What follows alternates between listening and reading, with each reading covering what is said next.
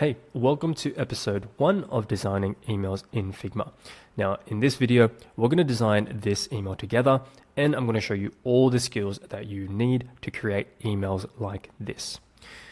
Now, if you're a brand owner, if you're a freelancer, or if you're an agency, this series is going to be your complete guide on how to design emails inside of Figma. Figma is a much more advanced tool compared to Canva, but I wouldn't really let that scare you. It's actually not that much harder, but it does give you more customization options, and that allows you to create more branded emails which convert better for brands. Now, I'm Don, I'm the co-founder of Hamilton Emails, and having sent over 27 million emails and generating more than $20 million in email revenue, every video in this series is designed to be your insider's look on how we create emails for our clients that generate these types of results. Quick little plug, but if you are looking for an agency to run your emails, this is our offer where we'll add 30K to 100K a month in MRR in 60 days. You can learn more in the first link in the description. So let's get into the video. So again, here is the video, the email that we're going to be designing. Now, it looks simple, but there's actually a lot of techniques here which you're going to be using throughout your Figma design journey. So I thought this would be a good place to start. Now, before you start any email design, you're going to need your logo, you're going to need your images and your assets that you need. You're going to need your fonts. So just for example here, you're going to need your color palette as well. So for this, we're using we have 4 main colors here. And you're also going to want to make sure that your copy is ready first. It is really, really difficult to design an email if you don't know what copy is going to be put inside. So get your copy ready first, and once your copy is done, then you can start the design process. Now here as well, we're going to have some commonly used shortcuts. Now this is probably just going to get updated with more and more shortcuts as we continue on with this series. But for now, this is just what I've got here, and this is what I noticed I was using frequently. When we start designing, what you want to do is you want to make sure that all of your emails are 1200 pixels wide. The reason for that is because natively inside of Klaviyo, most emails are 600 pixels wide. Now having it as 1200 pixels wide will just allow your things to look a little bit crisper, especially on like high resolution displays, which most iPhones are nowadays. So you just want to make sure that you use these settings. Now the height of the email, honestly, it's just going to vary depending on the email. So don't worry too much about that. It's really going to depend on your own email, but always have it at least 1200 pixels wide. Let's just get straight into it. Now you can see here on the left side, now this email is kind of broken off into this kind of darkish tealish color. And towards the bottom here, we have this white color here. So what we're going to do is we're going to click on the frame, and we're going to go over to the right side here, over to fill. So you can see where my mouse is clicking. And now we're going to change this fill button to match this blue. So we're going to click on the eyedropper tool, and what that allows us to do is just get the exact color that we've already prepared. So we're just going to go here, and now you can see this whole thing is like this kind of dark blue. Then going from top to bottom, because the header is going to be the most important part, we have our logo here. Now we're just going to click on that, and we're going to Command C and Command V, and that's literally just to control copy and paste. Now Figma has this awesome tool where when you click it, it's kind of like a magnet that makes your mouse move over to where these lines are. So you can see here that this orange line, it's smack bang dead in the middle, right down the center. So however big your logo is, you just want to make sure that you align it over to wherever this orange line is. So we're just going to leave it there, nice and easy. Now you can see the next element for this is going to be this image. Now we've got this image of the dog, and it's ready here, but you can see there's a couple things going on, right? So we've got this like kind of teal border around it, and then we've also got this teal element in the top right. So we're going to start off with the image. We're going to do the same thing. So copy, I'm going to go over here and we're going to paste it in. Now you can see here, it's actually relatively high up and it's relatively close. However, it also looks like here, it looks like this is actually a little bit further or a little bit bigger than this image here. So you can see this one is a complete square, whereas this one is actually a little bit longer. So what we're going to do is we're just going to adjust it slightly. Now you can see as I try to drag it in, it kind of also shifts the image across. So what we want to do is we want to crop it instead. And we can do that by holding Command on our keyboard. Now you're going to see it's going to let us bring it in nicely. So we're going to make this a nice square. So we're just going to go to the top right here and make this 980 just to keep it even. Again, clicking and dragging just to make sure that it is right in the middle of the entire email. Just like that. Let's bring it up a bit higher. Cool. So now you can see here right now, this image has some rounded corners and it also has the border. So to do the rounded corners, which we'll do first, you're going to click on the image and you're going to see on the top right here, there's this section. Let's see if I can. There we go, yeah. So there's this section here. And that is what allows you to change the corners. So we're going to move it here. And we're going to try and increase it to like 20. So that doesn't look like it's enough. So we're going to increase that to 40, which I think it actually is. No, it's actually 50. So increase it a bit more. And now we've got these rounded corners. Beautiful. Oops. And so now the next thing is, how do we actually get this border? So what you're going to do is on the right side here, you're going to use stroke. Now you're going to click on the stroke and that's going to add a stroke to it. Now you can either put it in the center or you can put it on the inside of the image. But for this case, we're going to put it on the outside. And so now what we're going to do is we're going to, first let's change the colors just so that it's easy to see. So we're going to use again the eyedropper tool, just like here. We're going to go over to our color swab and we're just going to click that. And now because it's a bit thin, it's kind of hard to see. So we're going to go over to this option here.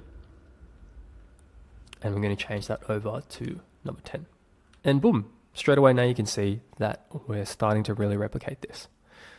Now, for the next part, we're going to use one of our shortcuts listed here, which is the ellipses to make a circle. So we're going to press O on our keyboard. And now what we're going to do is, if we just click and drag like this, right, we're going to get a wonky ass circle, right? It's not going to look good.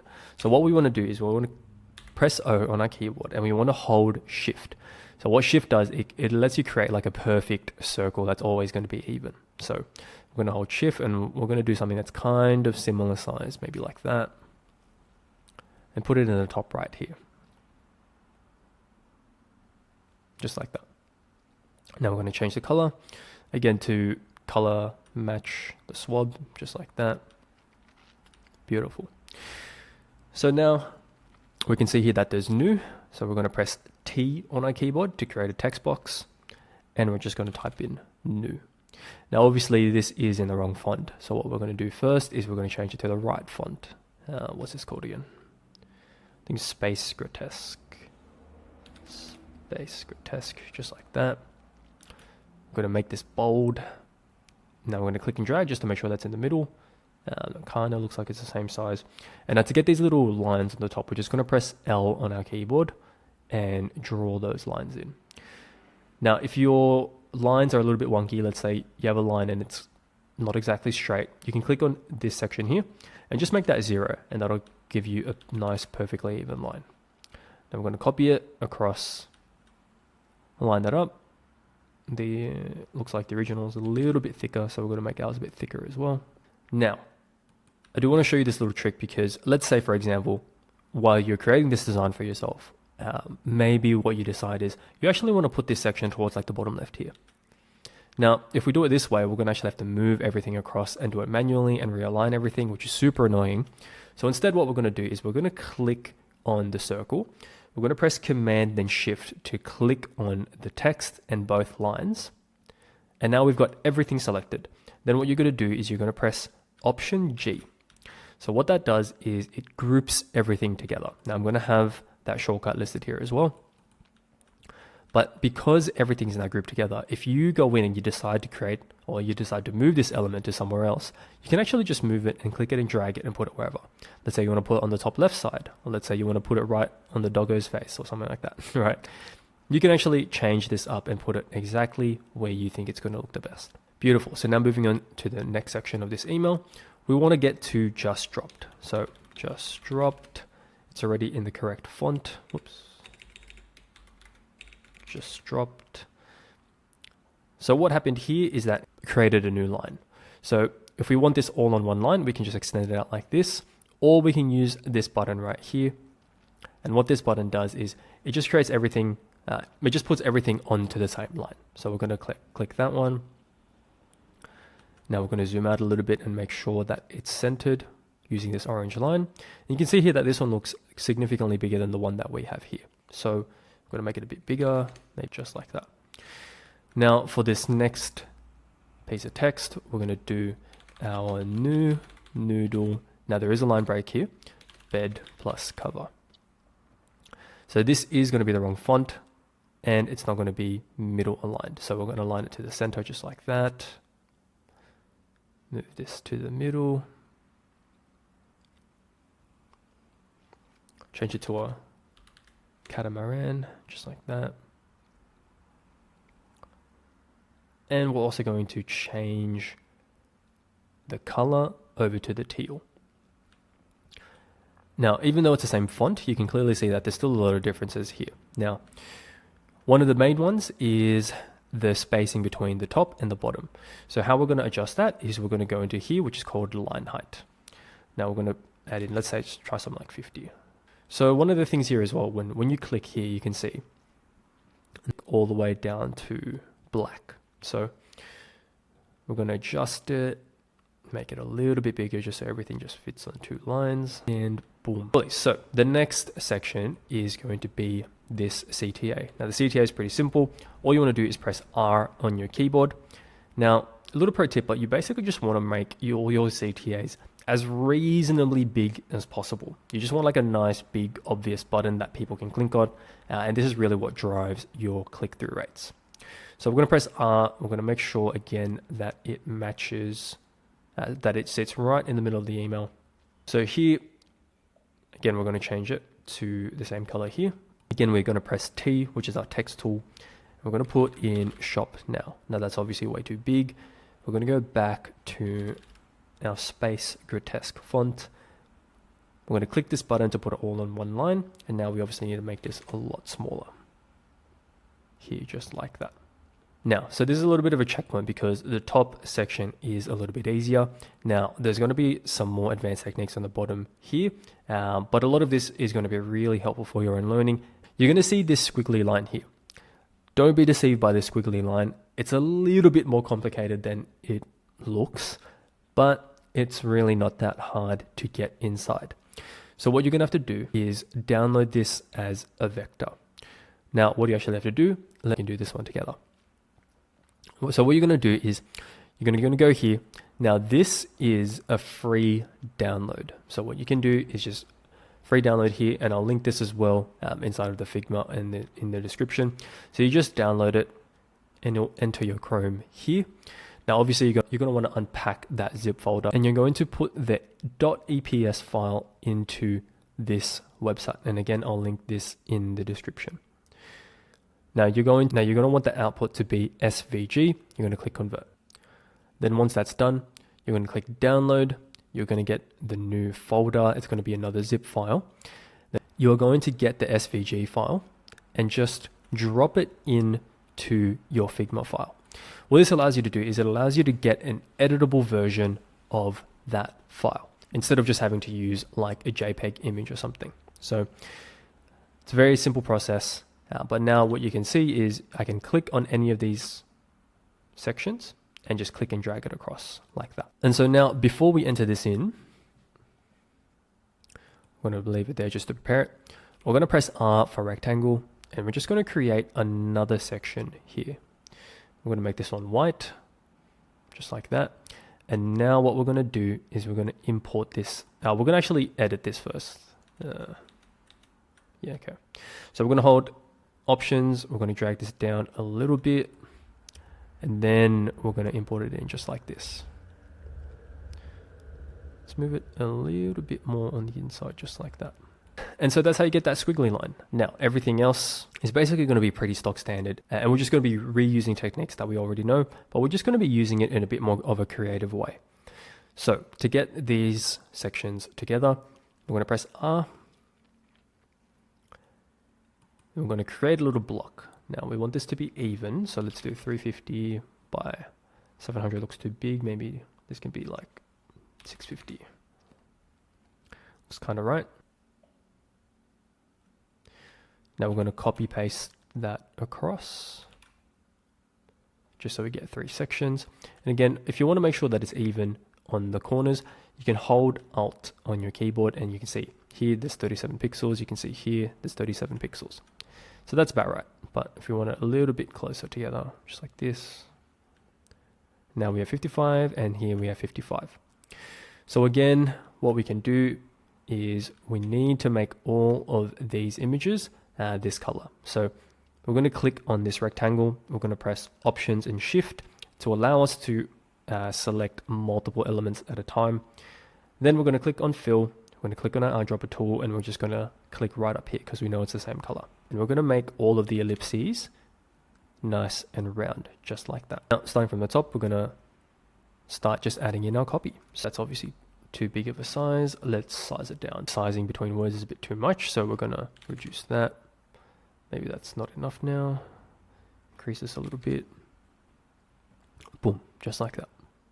Yep, so we want that to be in the center of that box. I'm going to copy and paste this across, making sure that it's completely matched in all 3 of these boxes. There we go. Now it's in the center as well.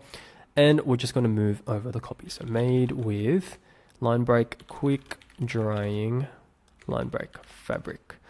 Now we're going to expand this out a little bit just to make sure that copy in the middle falls in the same sentence, and we'll just drag it so that it's back in the middle. This one should be easy. So easy to line break, clean.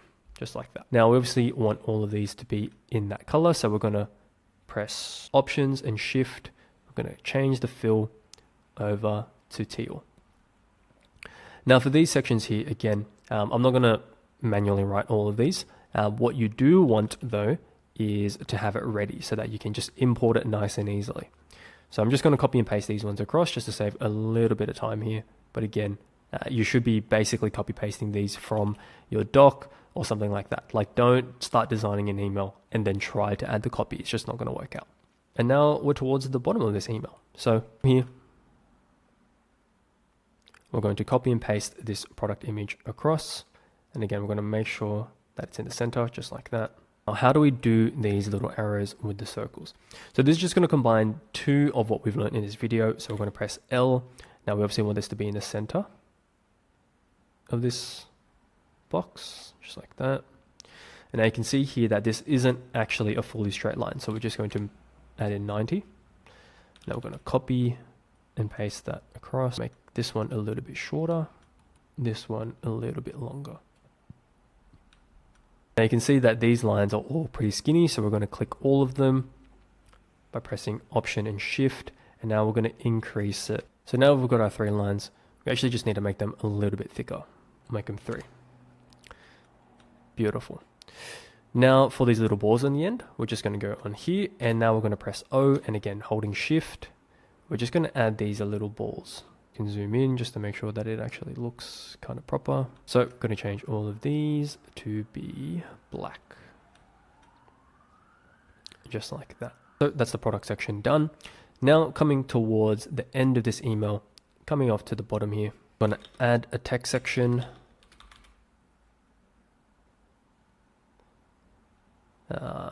Now this is in Poppins, but we're going to make it the same one as space because I think it's just going to look cooler. Now again, we just want to make sure that this is actually centered with the rest of the email. Yep, just right there. So color rust, make that bold. Now you're going to see these 2 color swatch sections here. So we're going to press O. Now what O does, again, it creates our circles. We want to create 2 even circles here. Now that looks a little bit too big. We're going to make it a bit smaller. Just like that. What we're going to do for these ones is we're going to fill them in black. What we're going to do again is we're going to create another circle, but on the inside of these circles. So we're going to make it quite big. And now we're going to fill in these just based on the color swabs from earlier. So you can see here, now we've got the brown. But we're actually going to do a very similar technique that we did in the header. So we're going to add a stroke, we're going to put it on the outside, and this time we're going to make it white. Now let's make it a little bit bigger, just like that. So now we can copy paste it, carry it over, and instead of the brown, we can do the beige. Now for this final CTA button, we've actually already got a CTA button here. So what we're going to do is we're going to click on the rectangle, and we're also going to click on the Shop Now text, and we're going to press Option G, and that is to create a new group. And so now we can kind of just drag it here and bring it to the front. That's centered in the middle, and boom. So you can see here, right, I guess if we want to be real pedantic about it, we can move everything up a little bit just like that. And that is how you create this email. Now, there's a few interesting techniques and design techniques here that we used. Again, this is a pretty simple email, but you can already see some of the things in this email are actually really applicable to how you're just going to design a bunch of emails in the future. So that is it for episode 1 of designing emails in Figma. I'm basically just going to do a few of these every single week where I take a campaign or an email that we've designed and I take you through how we actually created it in Figma, showing you the techniques. There's a lot of things which are going to carry over and cross over, so I'm going to do my best to find emails where we kind of use the new technique, or maybe I'll talk more about the type of thought process that went behind the email. But if you have any feedback for me, leave it in the comments in this video, and I will definitely address it. So everything in this video can be found in the description, from the vectors that we downloaded and the converter. Both of them are completely free. And again, if you are a brand and you just saw this and you're like, look, this looks too hard to do, or I don't have time to do it, or I don't have time to learn it, you can book in a call with us and we'll see whether we can run your emails or not. Anyway, that's it for now. Hope you learned something new, and I'll see you in the next one. Take care.